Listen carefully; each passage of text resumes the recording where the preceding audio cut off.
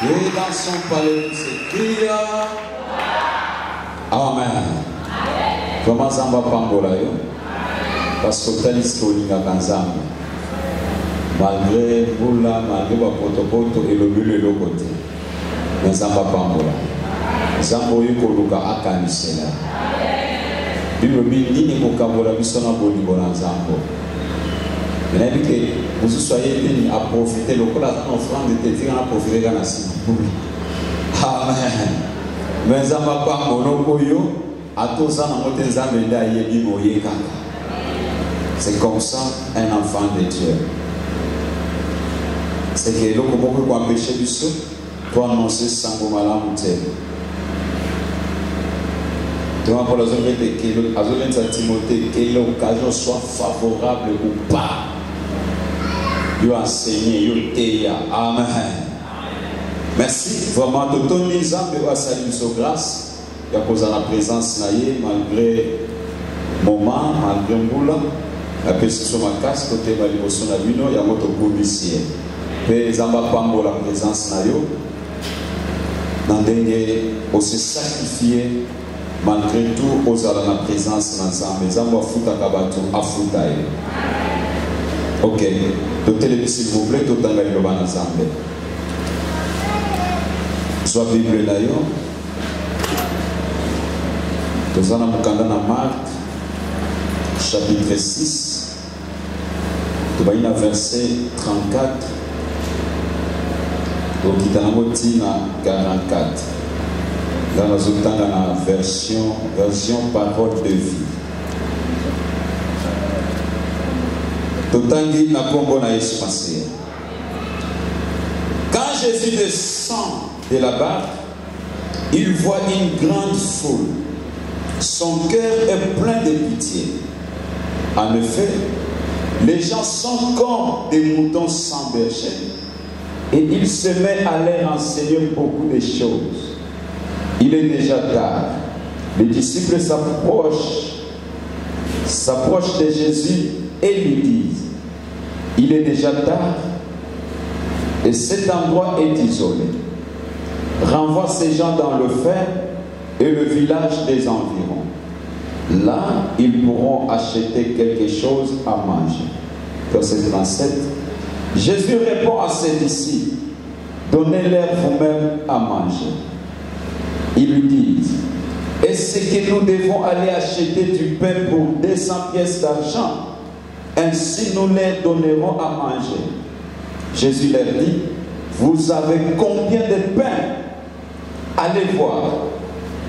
Ils se renseignent et ils répondent, nous avons 5 pains et 2 poissons.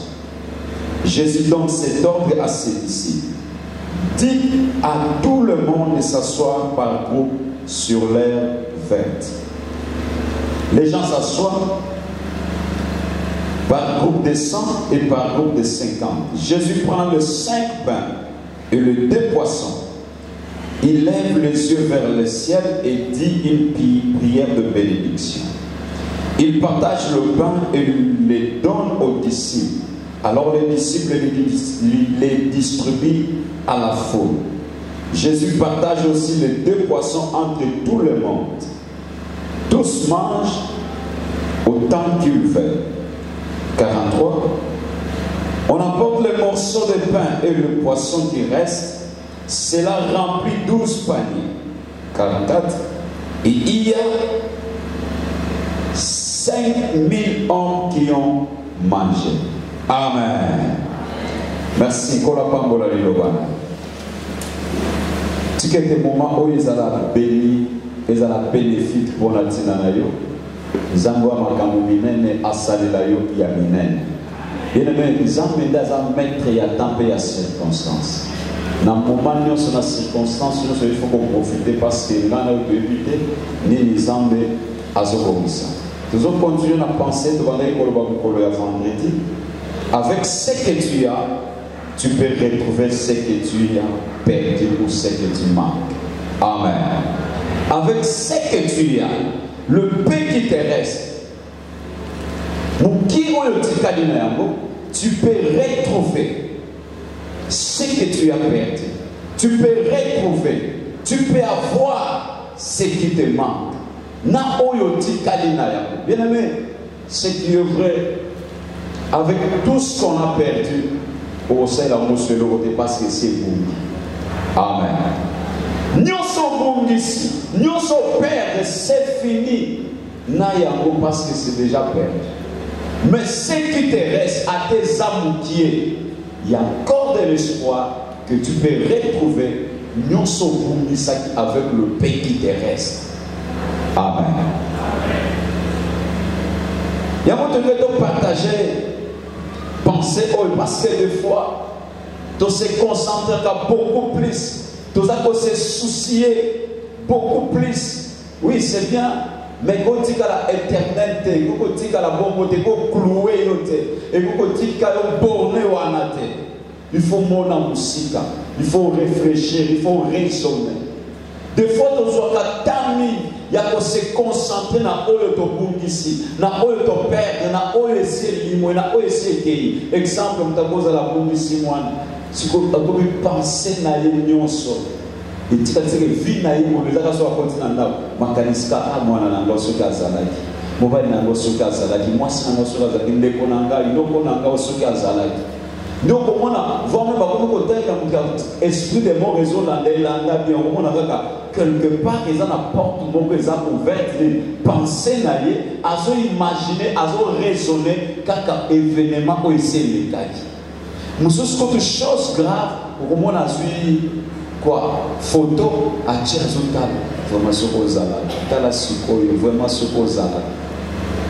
Et au moment où l'Iwa peut le voir à l'Igaré, il y a tout le monde esprit des morts, tout le monde esprit des morts, tout le monde esprit des morts. Ni bon là, on a quelque part, chaque jour, les coloniaux sont, ils ont focalisé, les coloniaux, il y a événement où il y a. Amen. Donc, on a comme souci.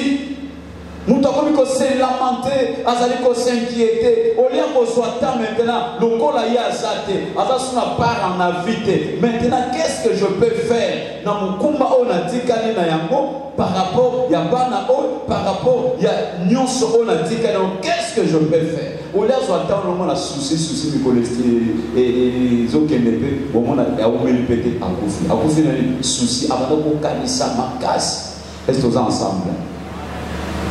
Penser les crimes de l'Iwa et Ambalakata et pourquoi raisonnement et l'éthique. En Bible, ne vous inquiétez de rien, mais en toute chose, sauf rien, faites connaître vos besoins à Dieu. Au lieu qu'on se concentrer avec ce qui te reste, qu'est-ce que je peux faire? Na salani na mukumba ona tikainango. Na salani na le paix ona tikainango. Okumona mutabaniko se lamenta, baniko s'inquiéter. Est-ce que ta ya lamentation la inquiétude voilà et quoi aveugler yo moyo mona musika isa. On va pas raisonner maintenant. Na sala sikoni pour avancer, le bon na kutana qui obstacle. Oui. On comprend que non na kutana qui obstacle. Je perdis. Nabimaki na moba yibinga, mais il pas que bayibio, mais la vie ne s'arrête pas na vengue bayibio, la vie continue. Lorsque la vie est continuer, qu'on s'arrête ou qu'on la focaliser, qu'on se concentre dans le perdre parce que c'est fini. Cherche maintenant qu'est-ce que tu dois faire pour récupérer au yogouk ici. Il y a encore de l'espoir tant que aux âmes en vie.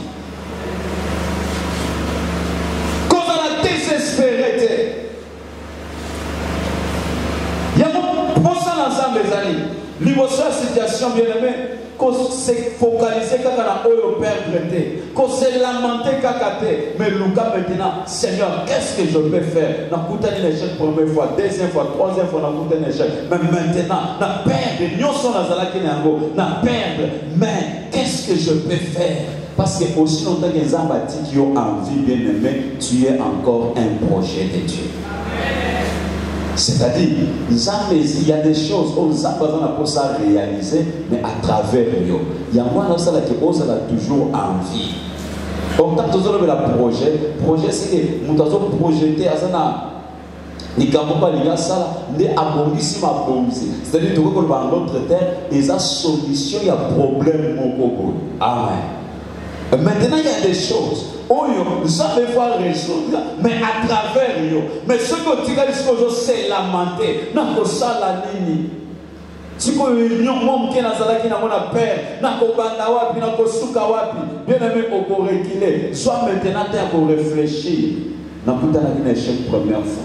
Na sala que simité. Bah yibi na moi qui on a dit qu'à la kinamo. Mais qu'est-ce que je peux faire? Bah yibi oyo sala kinamo, mais tu es en vie.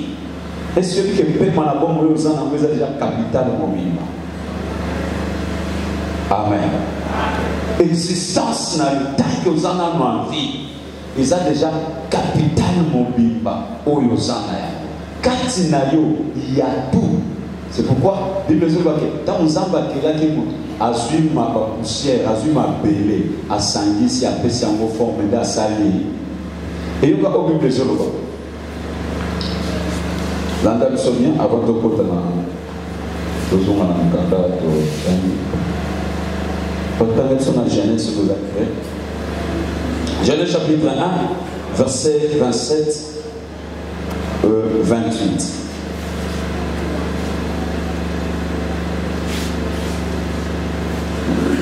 Genèse chapitre 1 verset 27 et 28. 27 à 28.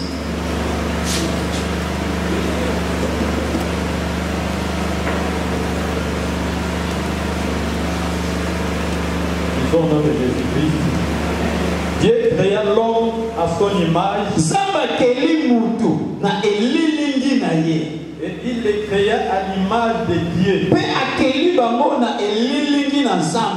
Il créa l'homme et la femme. Dieu les bénit. Dieu le bénit. Et Dieu leur dit, soyez féconds. Remplissez la terre. Et la sujettissez. Connaissance, possession, et dominez sur les poissons de la mer, sur tous les oiseaux du ciel, sur tout animal qui se met sur la terre.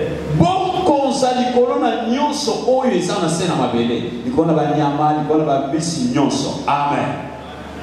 Dieu créa l'homme et la femme, et ensuite Dieu le bénit. Bénédiction.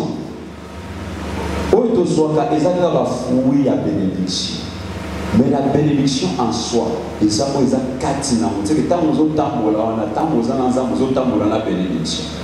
c'est pourquoi Jacob, le quoi la qui bénit, tant qu'il va créer des problèmes. À Salini, à Tiki.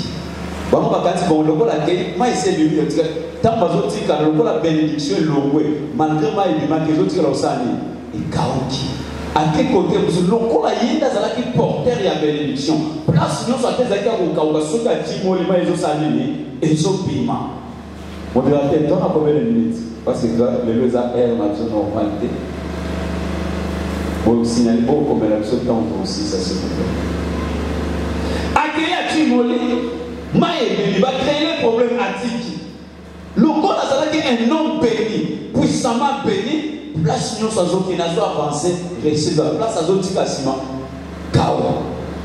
N'était-il pas marqué pour commencer à place nous, comme on dit, attendre l'année aussi, ma soutien.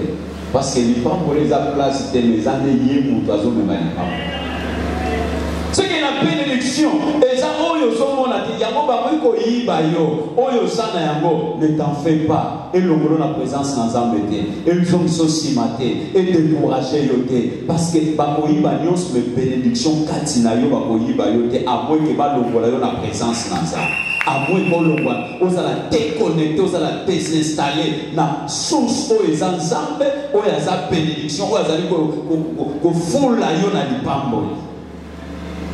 Amen. Dieu bénit l'homme et la femme. Alors, soyez féconds, remplissez. Moi, si j'ai dit, vos connaissances, possession, nyonso. C'est que mon temps qui n'a ma coquille nyonso, n'a ma capacité nyonso. Tellement ça a été béni et la bénédiction c'est une force. Et Tindi Kakamout a réussi toujours. La bénédiction c'est une puissance. Place quels que soient les obstacles, le barrière et pour pousser quand à Boussola. Attends les actes, mais un homme béni à Boussola Kakaka. Et ça, après ça, exemple, moi, je suis semence, n'importe quelle semence, soit qu'à au loni quelque part. Tant au loni, on a place sur le peut-être ma belle, et ça m'a cassé sur le petit qui va causer. Mais comment on a ce qu'on le sémence solo, ils ont poussé et passé ma belle. Mais quand sémence est passé ma belle, attends-moi dans mon cas pour écraser à moi. Et tout ensemble. Mais ma belle, moi dans mon cas pour passer la tête, yo so ko beti ba ko zoki. Quand moi sémence j'aime wana, ils ont pensé à ma belle wana. Mais nous devons comprendre que nous avons essayé que ma belle est salée et pensant. Et c'est ça nous avons comme la force de la bénédiction. C'est que cette force, cette puissance, apparemment, on a la difficulté à identifier. C'est que nous avons fait et ça c'est des oblimawana. Dès que nous avons fait des choses, peut-être que vous allez trouver l'homme a l'on a qui est limite. Mais après quelques temps, il y a ma belle fongouane. Ni les fongolia. Yo l'on a ma composition s'est passée dans ce bouna ngana yo. Tu y es le monde comme ma belle saïne. Il passe. Au moins peut-être qu'il y banga. Mais il banga les autres. C'est que quand moi j'ai blanc les autres déviennent à l'ibanga. Au moins attends c'était que ma beauté m'a censé les bibi kaka. Bibanga likolo wana mais ya bimi tout soli kaka na pété na mwana et bimi pe quoi je vais dire le bimi quand même mais dis-moi qui t'es compris. C'est ça la force de la bénédiction bien-aimée. C'est pourquoi un homme béni c'est un homme protégé, un homme béni c'est un homme puissant. Ya moya mutuya luka ni pamboli na vie na yo tant li pamboli koti et ko pousser yo au percer. Quel que soit l'obstacle, quelle que soit ma barrière, tant que vous avez béni, vous vous progressez. Souvenez-vous du solo ya Balam na Bala. Yaka la kelanga libota oyo. Nakola kelanga ma béni parce que c'est un peuple béni. Comme Asa béni, Asa mise à part, attends la kelanga ma béni aussi batté. Et laisse-moi te dire, tant que tu es béni, ma malédiction n'a pas écouté le sens de faire du colonel. Et des fois, nous sommes tombés ma victime. Pourquoi? Parce que au lieu que tout le monde une bénédiction et compte à Katina Bisso et protéger Bisso, Bisso toujours éviter les bénédictions. Il y a une malédiction, il y a une facilité à s'imposer. Mais tant que tu es béni, malédiction et qu'on a effet du coronavirus. C'est quand même une force qui a bénédiction et l'équipe. Moi, il faut comparer à mon malédiction. Parce que force y a bénédiction, laisse-moi te dire, force y a malédiction, ils ont limité. Mais bénédiction, ils ont sans limite. Un homme béni, c'est un homme protégé par mauvais sort. Puis tout le monde se voit tant qu'il a béni, nous se voyons et qu'on s'imbaye parce que c'est un homme béni. Il y a mon Lucas chaque fois, Seigneur, il botte dans les pambola. Mon bani n'a pas pambola. Mais des fois, nous sommes dans la facilité, il y a pour Lucas, c'est bien, mais avoir l'argent, il a dit c'est qu'on a béni. Tu peux avoir l'argent, mais tu n'es pas béni. Au gros, ça là, il y a beaucoup comment la maintenant, le moment c'est quoi? Or, la vraie bénédiction amène la paix. Attends, lié bien, mais tant que tu es béni, lui pas mourir de vos pères, ça y est, Kenya. Et d'ailleurs, quand la cata oya suit, Bosuasa Nango, Azor Nandenga bien, Azana Kenya. Malgré Zoliana, malgré Zolala, mais des fois, quand tu as un esclave, il y a Oya Zana. Pourquoi? Azana va condition va imposer. Tant que vous tant que vous dépensez, ça la vaut. Vous dépensez dans mon comme ça, vous bénissez si vous non se fait ici dans la mort. Ah, quelle punition, moment on a commencé la technologie. Mais comment on a dans la condition? C'est que ça n'a qui n'y a mal à l'aise, mais ce doit se comme on a besoin de vie. Si on a cette vie, il faut envier mon tout cas comme on les bandades. Nous sommes mon attaque les bandes malades à rapporter. Avant envier au mout, si vous avez comme moyen d'ima, moyen zaté. Mais pour l'ima, il faut en libérer la carrière. Amen. Dans la bénédiction, il y a une force. Et ça, dans le bébé. Bible le dit, Dieu créa l'homme et la femme, paix à Pamboli Bango. C'est qu'après c'est mon pouvoir, après c'est mon force, après c'est mon autorité. Pourquoi? Après c'est mon responsabilité. Il y a pour gérer mon qui. Parce que oh, il s'est là toute place et c'est là qui est pas en mon qui mobile. Maintenant, l'homme, on va créer un jardin d'Éden, avec une responsabilité. C'est pourquoi nous avons essayé de faire Pambola. Et tant à Pamboli Bango, nous avons créé Bango Azul Mabele. Or, Mabele, ils ont contenu la richesse nyonso oyo towe koluka eza na kati ya Mabele. Les matières que va créer là, c'est pour te dire quoi? En toi, il y a tout. Parce que nous sommes tous les Koluka. Oyo so luka wana eza kati na yo ozana yango. Maintenant le problème c'est quoi? Si vous comprenez le mandat wana te oyo ozana yango, n'est-ce que difficulté aux alozos se plaindre, aux alozos les yango tikana ebisali. Kocha sous souci na oyo père bête. Concentre-toi maintenant avec ce que tu as.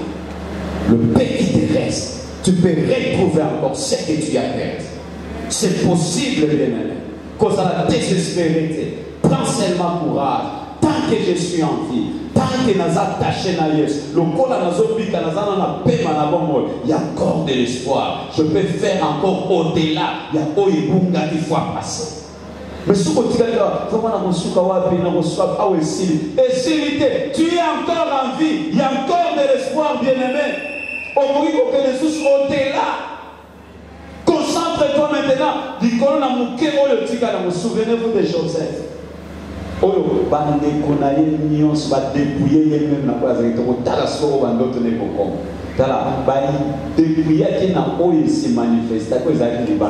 Mais la bénédiction est là qui n'a qu'à bénédiction qui s'est manifestée même dans la prison. Amen. Nous avons les athées. Mais comment ça qui bénit? On va dire à tout le monde. On va donner beaucoup. À Canisini, il y a un peu de corona. À Canisini, on va dépouiller Joseph. Nous on va dire qu'il est pas total à ce qu'on va même pas tout sango et pas papa. Moi, akufa mwana linga kapi ko tutela katolo akufitala ko telambana na makila yango papa sala matanga ya taba. Amen. Peut-être que ça m'a commencé se passer dans la vie na o ba solo bezali yote. Analogie o ba solo bezali yote. Oh, ezala ki partout on samba zala ko memaye. Nous ceci va débrouiller, mais azala qui n'a espoir katina. Si tu analyses les autres conflits qui ont l'espoir, tu as un peu de moi ça Potiphar. Après il faut céder, après il faut lâcher ma lutte, après il faut saler dans l'ensemble de ma bébé. C'est qu'azana espoir et tant que je suis en vie, mon Dieu est vivant. Tant qu'il y a la bénédiction à moi, peu importe les circonstances, peu importe les situations, mon Dieu est vivant. Et s'il n'a pas d'espoir, les ana, à Boyi, à Nimi, à se retrouver dans la prison. Mais quand on a la prison, on a, donc, le monde a dit vendredi, Nani Kabo, Yazala, qui n'a pas de carte. Bien aimé, va sembler là Joseph, audience est cotatée. Qui va juger si vous le temps. Mais avec ce qu'il avait, il était ça, pour retrouver même makambo nzambe ayebanda koyebisa ye eye kolanda nzoto nzambe aketimo telema soki okende kosala okende kozala te kaka na oyo azalaki na yango à mettre en exercice, à se concentrer na yango. Non, donc azalaki na yango abandi soko libo tala ezika muzaba oka Saint Joseph auparavant badroto yemo balota teke ko libo la est-ce que vous comprenez? Mais tala côté ça bazwa ko fongola les capacités wana non de tu as quelque chose en toi mais le problème est que tu négliges aux autres négliger ce que tu es.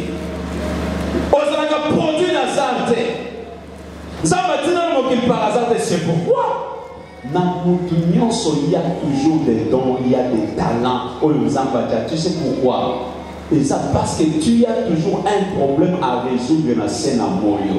Pour résoudre cela, à partir de dons, talent, capacité, potentialité, on résoudre un problème où ça la vie n'avait changé. Tant que vous êtes ignorant, les ignorants, et que vous êtes difficile, vous êtes tant que vous êtes comme c'est la fin du monde. Et la fin du monde, il y a encore de l'espoir tant que tu es encore en vie. Pas moment que si pour Joseph et si l'histoire de Sili, mais sauf qu'année, na katinaye azalaki na bamakoki oyo esungaki ye par après qui a fondwa ma vie.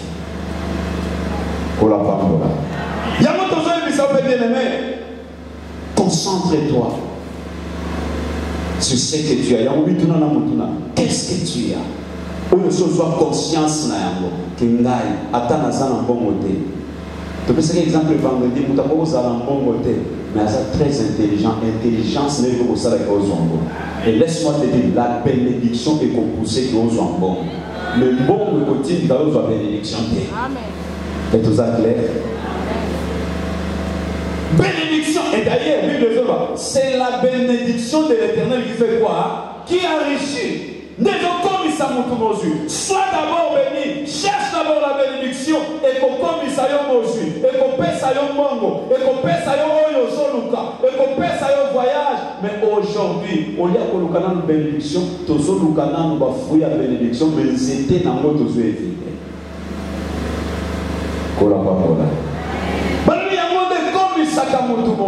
Et la nisamakana chagrete simana yango. Maintenant, toi, qu'est-ce que tu as? Oui, donc son. Mais as la machine, la calculatrice, à quelqu'un a mis un diamant, donc au moins il y a son manambo. Amen. Azan est l'autre. Il suffit d'avoir intelligence naïe, il suffit d'avoir une matière. Azan intelligent, il faut calculer, il faut mettre la machine. À quelqu'un qui m'a beaucoup pamba. Ada 100 francs, mais comme il a salika utiliser kaka intelligence na ye lobby akomi na mbongo ebele bako yo so mo benge boss mais boss wana akitaki na carrière na mbongo te mais ça na musuka kiti na mbongo mais azo kozoma maboko pamba. Est-ce que ça clair? Qu'est-ce que tu as? Et na mukana to usikotanda Bible zoloba Yesu azoteya na côté à folie à battre tellement ébélé. Il est arrivé que Boudoué comme Koyinda. Quand Jésus descend de là-bas, il voit une grande foule. Son cœur est plein de pitié. C'est ce qu'il a battement. À telle difficulté, problème, qui n'a pas de bazar,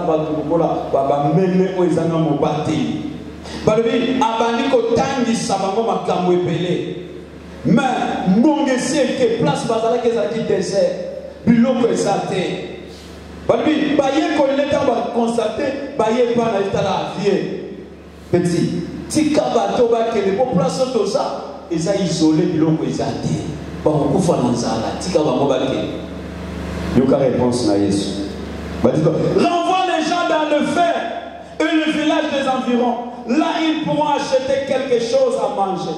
Jésus répond à ses disciples, donnez-leur vous-même à manger. C'est que nous avons des binon de vos pesa bango ya nini ya konya.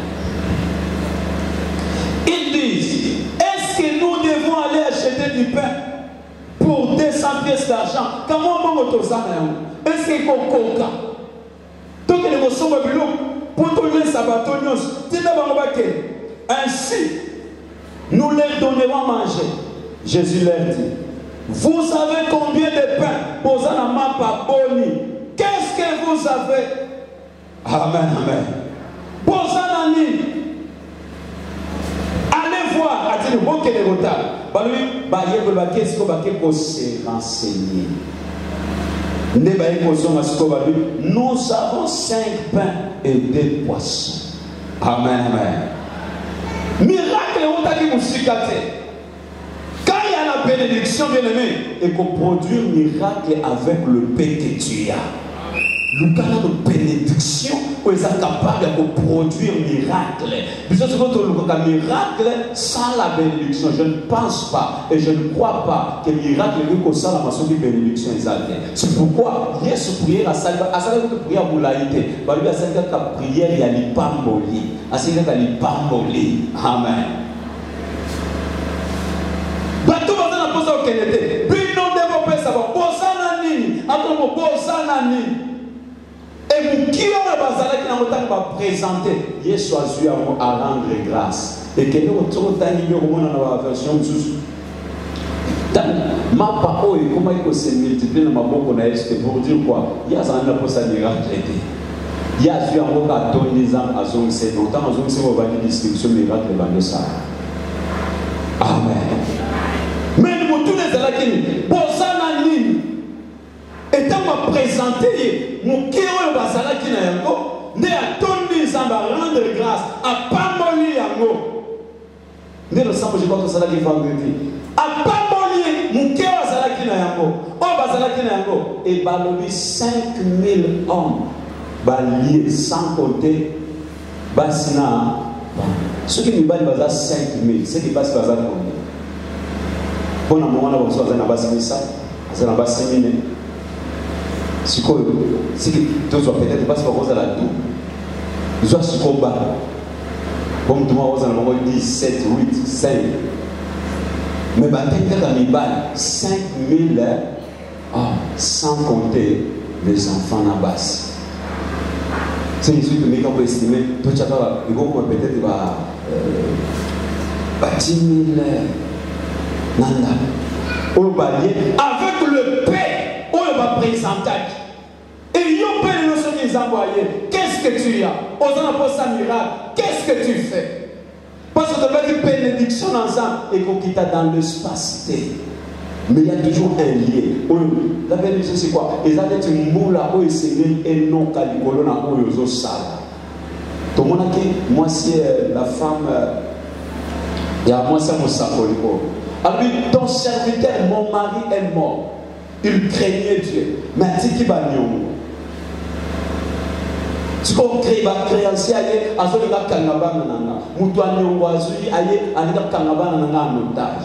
Fais quelque chose. Mutuna tuna qui est. Qu'est-ce que tu as? Aux autres solutions, mais yomoko zana. Qu'as-tu à la maison? Et heureusement pour cette femme lui, dans sa faisant de l'autre côté, mais dans sa kakana moi, ma fouta qui est. Et Elisa qui est que Mosela si on a que c'est le miracle, que c'est le mikila qui.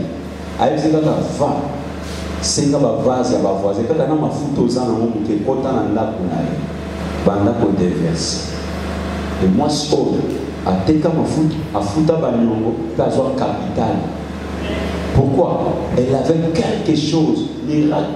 Tala, exemple temps à Kelly, muta pamboli, muta pesi, muta mandat, nyoso, tia tout. Nayo Katina. Mais le problème c'est quoi? Yomo nous prendre conscience que tu peux faire quelque chose avec ce que tu as. Tout le monde dit Ezra comme tout sous Azana mbongo mezo ba yelo ko sabela. Musu asa intelligent. Azana ba projet mais azo ba tabanda wapi. Et na makambo na nde place au Seigneur ce qu'on les pamboli na yoya. Mais maintenant yo autant na kate, ata formation mo reçoite, au sala kelo côté, ata makala o de buyakate, ata nguba o yo wane izaba misala wane misala bana mike, wana ngana ko sala ngana ke ngana ko bana kaka na tuna bandi na mike $1000, zela ko bana na $1000. Oh, na siki na bandi, na ifuna banda kana Dubai ba to ba misala mike ngetika biloko aloza ko c'est discret. Qu'est-ce que tu as? Amen. Les pambos les années de moula.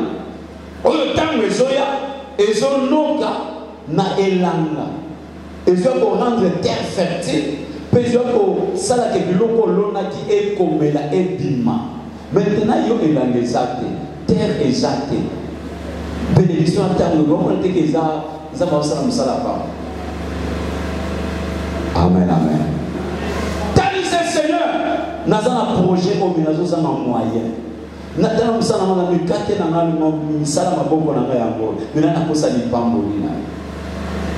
nous avons un projet à voyage. Mais nous avons une volonté. Nous avons un projet à nous avons salanga grâce. Mais maintenant, qu'est-ce que tu as?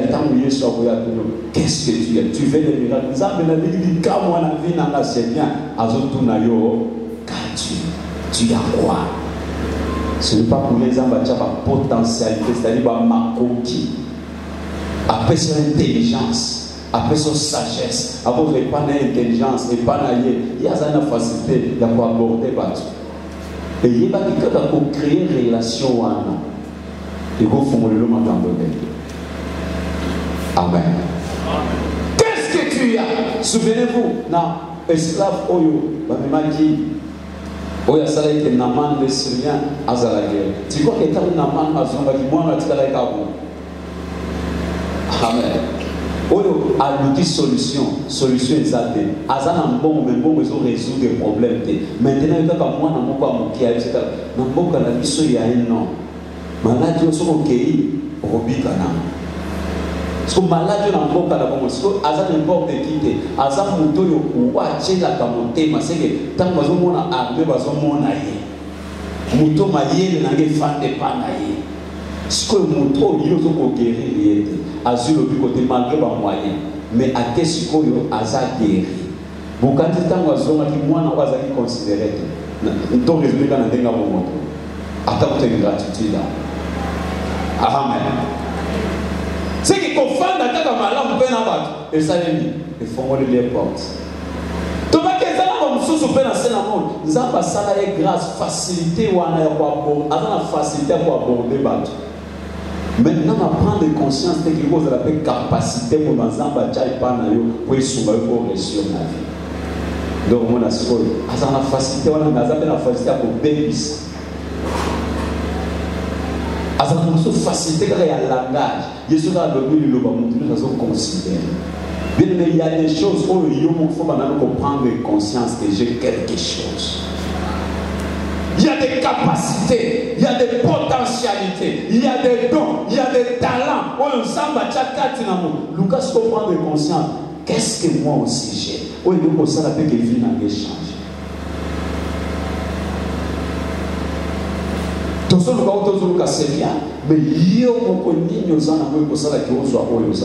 avec tout ce que tu as perdu, au côté. Mais avec le paix qui te reste, aussi longtemps que Osana nous envie, bien aimé, espoir et ça, nous devons prendre conscience, il y a Oyosana Yako. Il y a capacité aux gens. Tant qu'on présente, tant qu'on parle ensemble, tant qu'on bénédiction ensemble, il y a attaque ou présent qui va vous freiner, attaque qui va vous bouillir, tant qu'on bénédiction, il y a et qu'on pousse au avancer. Quand on va vous empêcher, on va vous assurer pour freiner. Les gars, quand ils étaient à la Bologna, pour qu'on ait les autres dépendent de pas la bateau à l'unité. Pour que les autres dépendent de pas la bateau à la pénalité, mais les autres dépendent de pas l'ensemble, pour que ça va au bateau à l'unité. Banzube, mokomo na kaka ebimi pe nzube koti ya kote me yo yeko sima nzube chubi. Atika nzamba sala yo bongo. Ana bitika nzamba sala yo bongo. Na momona te. Na ko sima ndengi banzube, ko sima wana il faut vraiment on sala boké. Mais quand j'ai une plante zobima, na ordre et bimi pe bien zubeza a et dévié et bimi pe mais yo ce ko yeko tchalo ko bazube kotio. Il y a des choses bien aimées, elles ne dépendent pas d'ensemble. Tant que bénédiction elles ont sécurisé, elles ont protégé, elles ont poussé au réussir, au avancer. Il y a moi qui suis qu'est-ce que tu as? Avec tout ce que tu as perdu, on sait la mot sur le côté. Mais avec le peu qui te reste, tu peux faire de grandes choses. Nous avons une conscience à Oyosane. Et ils sont pendant présenter. Tout le monde dit Moïse, va utiliser comme talent, va capacité. Oya salaki na yango azalaki berger. Nzambe ntango aye mission eza ya Nzambe, mais azwa ko utiliser comme talent oyo moko azalaki na. Abe ozana ni na lingenda. Or lingenda o, eza lingenda pa bandai ko diriger na ba bate. Kaka na yango Nzambe se servir na alizwa ko kwa kama na mabele miracle bana. Na oye moko azalaki. Est-ce que Nzambe ko yate ko tala zwa biloko no chapembe na mona zwa investir na ba capacité. Pourquoi Nzambe ale ba tant azwa na scène mo bien aimé za eloko asikate. Il y a des choses nous avons passé à investir katina yo. C'est à nous maintenant ya ko exploiter comme il faut. Totele miko.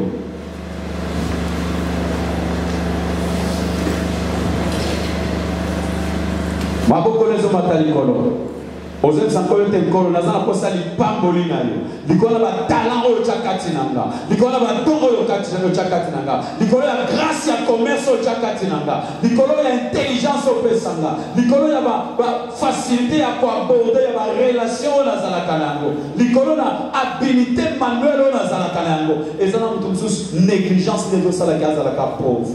Azana facilité nous ya simbaka et résister mais yemo ka prendre na conscience que ngai soka la bandi ko sala ko nabo kende musika azo envier non funatika ona banda kana muki ona ko la grâce na yo ba ko ba ko sindikisi Seigneur nazana posa grâce na yo lipamboli na yo oye comme ça va passer et agir na vie nanga et agir na ba don chekati nanga et agir na ba talent chekati nanga et agir na ba potentialité o chekati nanga et agir na vie nanga na réussir maboko likolo to sambeli na kombo na Yesu Masia. Oui Seigneur Dieu, je t'en supplie. Nazo bonde la yo pose ensemble. Nazo supplier yo papa sunganga kolo na bipa. Salanga ngolu Masia ensemble la bibele. Sunganga na bolingo na yo Yesu Christ. Nazali ko frère parce que tu es mon frère. Amen. Qu'est-ce que tu as? Super. Non, c'est ça.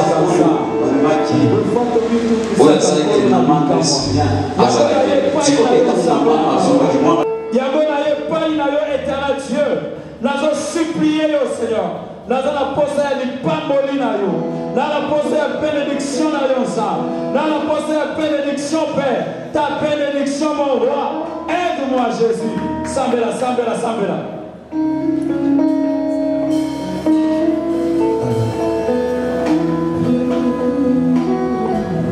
Oh Père, Songanga Zambé, na yo pa na yo Masia Zambé na mawa. Yahweh, l'ipamboli na yo la vie nanga. Je veux ta bénédiction, Seigneur. Que ta bénédiction se manifeste, Jésus. Na ba don e chakati nanga, na ba talent e chakati nanga, na kombo na Yesu Masia. Que ta bénédiction m'accompagne. Père, aide-moi. Jésus, fais-moi grâce. Jésus, fais-moi grâce. Je vais ta bénédiction sur tout le plan de ma vie. Je vais ta bénédiction, mon Père. Au nom de Jésus. Merci, Papa. Encore mon Jésus Christ. Telemela nyonsi empêcha kayo mona pour comprendre oyosa.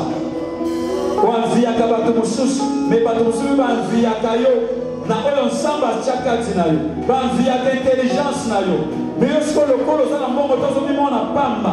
Banvia ka sagesse na yo. Banvia ka oyosa, banvia ka facilité za la kanango. Telemela aveuglement, telemela distraction,